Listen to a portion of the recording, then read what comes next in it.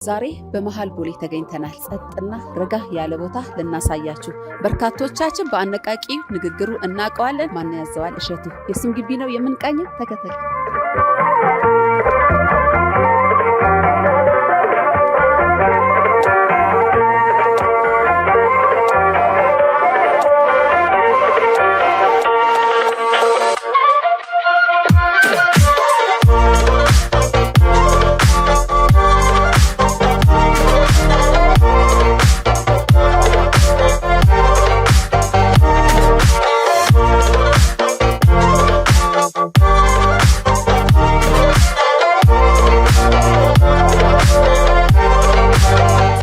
ሆለስ ይባላል። ይሄኛው ፎሴ በስጋ ነው። ከሐዋሳ እስከ ጂንካ የሚበላ ባህላዊ ምግብ ነው፣ ደቡብ ክልል ውስጥ ማለት ነው። ይሄ ሆለሳችን ነው። ሳላድ አለ፣ ጎመን አለ፣ ፍርፍሩ አለ። የፍስክ ሲሆን ሁሉም በስጋ ይሆናል። ከሳላዱ ውጪ ቂጣና መጣጤ ስኳር ድንች ይባላል። እዚህ ቅመሱትና ደግሞ ከዛ በኋላ ስለ ምግቡ እናንተም ያላችሁ ነገር ትላለች። ከዛ በፊት የት ነው ያለነው? ዛሬ ማን ያዘዋል? እሸቱ ግቢ ነው ያላችሁ።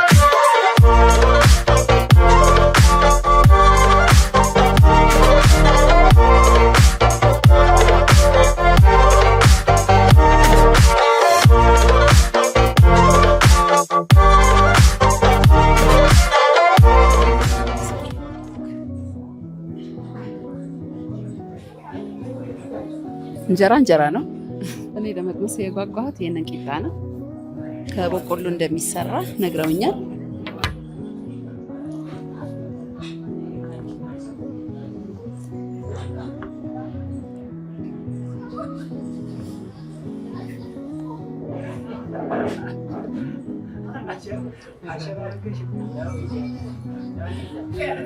ቅደም ተከተሉን አላውቀውም፣ ግን ስኳር ድንች ጣሙን ስለምናውቀው እሱ ይለፈን። እኛ በደቡብ አካባቢ ወደ ጂንካና እዛ አካባቢ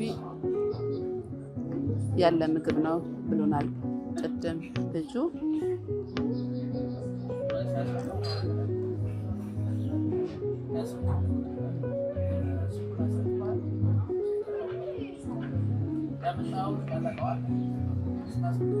እንዴት ነው? እጅግ በጣም ቆንጆ ነው። አሪፍ ነው። የትኛው ተመቸሽ? ሁሉም ተመችቶኛል። ሁለት ለመናገር ግን ይሄኛውና ይሄኛው በቃ የተለየ ጣዕም ነው ያለው። ሳላዱና ቡላ ፎሴው ማለት ነው። በቆሎ ፎሴው እና ውስጡ የተለያየ ነገር እያየሁ ነው። ቦሎቄ እያየሁ ነው። ጎመን አውቃለሁ፣ ግን ይሄኛው ላውቀው ይችላል። ቦሎቄ ነው ያ በቆሎ ይፈረፈርና ጎመኑ የሚቀቀልና አንድ ላይ ነው መጨረሻ ላይ የሚሰሩት ማለት ነው። ባንደ ነገርኩሽ ብቸኛው ቤት ነው ማን ያዘዋል? እሸቱ ግቢ ብቻ ነው ያለው ፎሴ በስጋ አዲስ አበባ ውስጥ። እርግጠኛ ነኝ ፎሴ በስጋ ማን ያዘዋል? እሸቱ ግቢ ውስጥ ብቻ ነው ያለው። ሌላ ቦታ ሽሮ ያው ሌላ ቦታዎች ቦዘና ይባላል። እኛ ቤት ማለት እኛም እናስመጣው ሽሮ ተለየብኝ። ጣሙ በጣም አሪፍ ሽሮ። በተቻለ መጠን እኛም ድሮ የምናደርገው ቃም ስንገዛ ፍሬሽ የሆነ ነገር፣ አላማችንም ሰው ደስ ይለናል ስለሆነ ሰውን ማስደሰት ደግሞ በተቻለ መጠን መስተንጉዳችንም አሪፍ ነው። እንደምታዩ ደግሞ ምግባችንም በጣም አሪፍ ነው። ስኳር ድንቹ ምን ሰዓት ነው የሚበላው? በፈለግሽ ሰዓት ነው። አንዳንድ ሰው በጣም ሲርበው ማንሶ ሊገምጠው ይችላል። ከበላም በኋላ ደግሞ መጨረሻ ላይ ሊበላው ይችላል። የበቆሎ ቂጣ ከበቆሎ ምን አለ? እዚህ ውስጥ በቆሎ ትንሽዬ እንትን ሊጨመርበት ይችላል እንጂ ሙሉ ለሙሉ በቆሎ የተፈጨ በቆሎ የተፈጨ አዲስ አበባ ነው ያለው ነው። ወደ ገጠሩ ብንሄድ እዛ ብንሄድ አሁንም እዛ አካባቢ እየዘመኑ ስለሆኑ ሞር ያስፈጩታል። ግን ያው ይሄ በቆሎ ቁጣ ነው ፎሴው ነው። ያ ደግሞ ቅድም እንደነገርኩሽ መጣጤ የሚባለው ነው። ይሄኛው እዛ አካባቢ ይሄ ስኳር ድንቹ ማለት ነው። እጅግ በጣም ነው የሚጣፍጠው። እውነት ለመናገር የቱን በልቼ የቱን እንደምመርጥ ራሱ ግራ ነው የገባኝ። አንድ ሰው መጥቶ እዚህ ቤት እኔ አሁን የበላሁትን ምግብ ማዘዝ ከፈለገ ምን ብሎ ነው የሚያዘው? ሆለስ ይባላል። ሆለስ ብሎ መጥቶ ካዘ የፍስክ ሆለስ፣ በጾም ወቅት ደግሞ ቀደም የነገርኩሽ ስጋዎች ይወጡና የጾም ሆለስ ይሆናል። ፎሴ ይሆናል። ፍርፍሩ ሽሮ ይሆናል። ጎመኑን ሳላድ ይወጣል።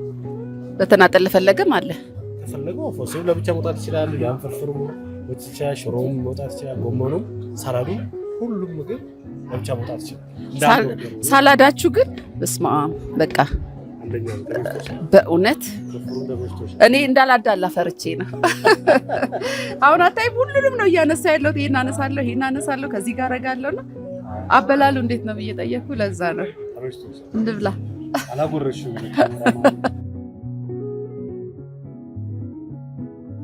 እንደምትመለከቱት እንግዲህ ይሄን ምግብ እኔና ባልደረባዬ ለሁለት ጥርቅ አድርገን በልተነዋል። በጣም ርቦን ስለመጣን ነው እንጂ እናም ጣፋጭም ስለሆነ ጭምር ለሁለት ጨረስ ነው እየታገለን። በጣም ነው ያጠገበን። ለሶስት ግን አሁን የተመገብነው ምግብ በቂ ነው። ይህ ስኳር ድንች ከአርባ ምንጭ ቀጥታ እንደሚመጣ ሰምቻለሁኝ። ስኳር ድንቹ ራሱ ምንም ነገር አላስቀረንም፣ ጨርሰነዋል። ንጹህ የቤት ምግብ መብላት ካማራችሁ፣ ቆንጆ ጣዕም ሀበሻዊ ጣዕምን ማግኘት ከፈለጋችሁ፣ በተለይ ደግሞ ዲያስፖራ እንግዳ ሲኖርባችሁ እንዲሁም ደግሞ ወዳጅ ዘመድን መጋበዝ ብትፈልጉ እዚህ ቦታ እንውላለሁ። ምክንያቱም አታፍሩበትም። ይህን ግቢ እየተዘዋወርኩኝ ለመመልከት ሞክሬ ነበረ። ለእናንተም እያሳየዋችሁ ነው። እዚህ ግቢ ውስጥ ስትመጡ የተለያዩ አነቃቂ የሆኑ ከጀርባዬ እንደምትመለከቱትና በዙሪያም የተለያዩ ጽሁፎች ይገኛሉ። እውነት ለመናገር እዚህ ግቢ ምግብ ለመመገብ ብቻ አይደለም የምንመጣው፣ መንፈሳችንንም ጭምር አድሰን መንፈሳችንን መግበን የምንመለስበት ቦታ ነውና ይህን ግቢ አለማየት እጅግ በጣም ያስቆጫል እላለሁኝ። እኔ ኑ እስቲ ተመልከቱት፣ ምግባቸውን ቅመሱ፣ ትወዱታላችሁ።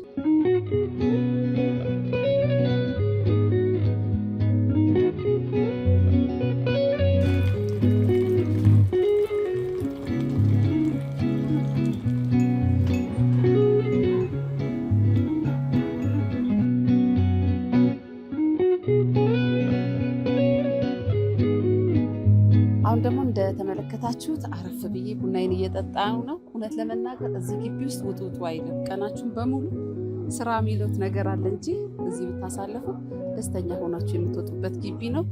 መስተንግዷቸው እጅግ በጣም ቆንጆ ነው። አስተናጋጆቹ በጣም በትህትና በፍጥነትና በቅልጥፍና ነው የሚያመጡላችሁ። እንዲሁም እየተዟዟርኩኝ የመስሪያ ቦታዎቹን ተመልክቻለሁ። ለእናንተ ማሳያችኋለሁ። ንጹህ ጽድት ያለ እና ፍሬሽ የሆኑ ምግቦችን ነው ለከስተመሮች ወይም ለተመጋቢዎች የሚያቀርቡት። እዚህ ማን ያዘዋል ግቢ ቤተሰቦቻችሁን ልጆቻችሁን እየመጣችሁ ጥሩ ትውስታን ፍጠሩ ብዬ መልእክቴን እኔ አስተላልፋለሁ።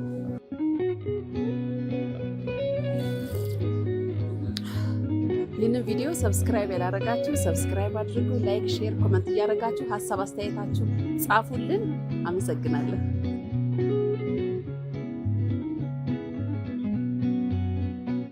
እዚህ ግቢ ውስጥ ስትመጡ መብላት መጠጣትና አየር መቀበል እንዲሁም መነቃቃት ብቻ አይደለም የምትችሉት።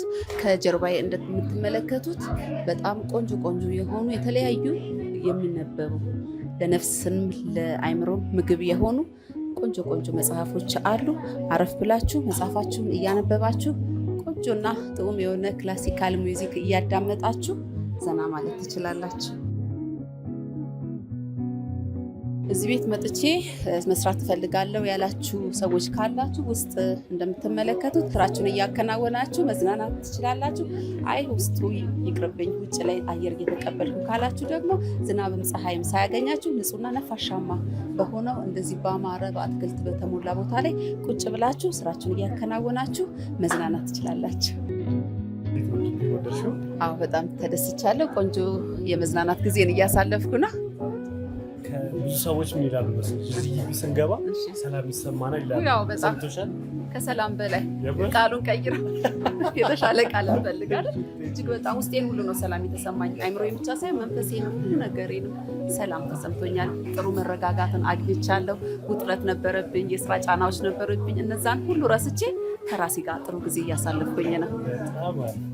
በዛ ላይ ደግሞ ጁሶቻችንን በጣም ፖዚቲቭ ወርድ ላይ ያተኮሩ አሉ። ሰላም የሚባሉ ሳለ ከሚባሉ ሰላም መትረፍረፍ፣ መገኘት፣ መቀበል የሚባሉ ጁሶች ከነዛ ውስጥ የምትፈልገው ነገር ይላ። እውነት ለመናገር እኔ ይሄ ምልክ ማቃው ጁስ የለም አሁን ከጠራህልኝ ስም ውስጥ። እሺ ዝምታ የሚባል ጁስ አለ። አናናስ፣ ዝንጅብል፣ መገኘት፣ ሀባብ በቴምር፣ መትረፍረፍ፣ አቮካዶ፣ ሀባብ ሙዝ፣ ሰላም፣ እርጎ በሙዝ፣ መቀበል ደግሞ አቮካዶ መትረፍረፍ አይሻል? አዎ ስሙ ራሱ ደስ ይላል። ሁሉንም በጠጣው ደስ ይለኛል፣ ግን ያው የምችለው አንድ ስለሆነ መትረፍረፍን እባክህ። አመሰግናለሁ። እሺ አመሰግናለሁ። አሁን እኔ መትረፍረፍ የሚባል ጁስ አዝሻለሁ። እዚህ ቤት ላይ በርካታ ስማቸውን የማናቅ ለየት ያለ ስም ያላቸው የጁስ አይነቶችን ሰምቻለሁ። ይሄንን መትረፍረፍ ጁስን ግን እኔ ቀምሼ ምን አይነት ጣዕም አለው የሚለውን ለእናንተ ለተመልካቾች ይነግራቸዋለሁ። ይህ ግቢ እንደምትመለከቱት እጅግ በጣም ውብና ማራኪ ነው። የተለያዩ የመቀመጫ የቦታ አማራጮች አሉ። እኔንም እንደምትመለከቱኝ የተለያዩ ቦታዎች ላይ እየተቀመጥኩኝ ለእናንተ ለማሳየት እየሞከርኩኝ ነው። እዚህ ግቢ ውስጥ አልኮል የተባለ ነገር አይሸጥም ወይንም አይገባም። ስለዚህ ልጆቻችሁን ይዛችሁ ብትመጡ ከቤተሰቦቻችሁ ጋር የትኛውንም እንግዳ ብትጋብዙ ምንም አይነት ልክ ያልሆኑ ባህሪ ያላቸውን ተጠቃሚዎች ስለማትመለከቱ እኔ በበኩሌ እመርጥላችኋለሁ።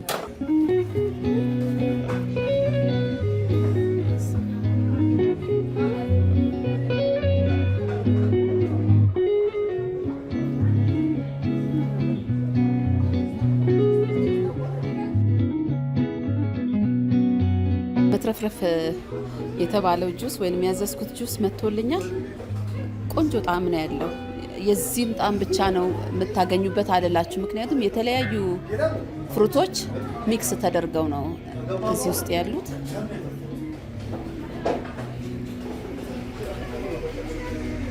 እኔ ምንም ልላችሁ አልችልም። እዚህ ቤት ኑና ሞክሩት ብቻ ነው ልላችሁ የምችለው። የእውነት ትደሰቱበታላችሁ፣ ትወዱታላችሁ። አንቺ ጠቁመሽን ነው አላፈርንበትም ብላችሁ ኮመንት ላይ እንደምታመሰግኑኝ እርግጠኛ ነኝ። ኑ ሞክሩት። በማን ያዘዋል እሸቱ ግቢ ውስጥ እየተዘዋወርን ቆንጆ ጊዜን አሳልፈናል፣ በልተናል፣ ጠጥተናል። እጅግ በጣም በእኔ በኩል እኔም ባልደረባይም ደስተኛ ሆነናል። ይህንን ቪዲዮ ከወደዳችሁ ሰብስክራይብ በማድረግ ቤተሰብ እንሁን። ስለተከታተላችሁን እናመሰግናለን። ቻው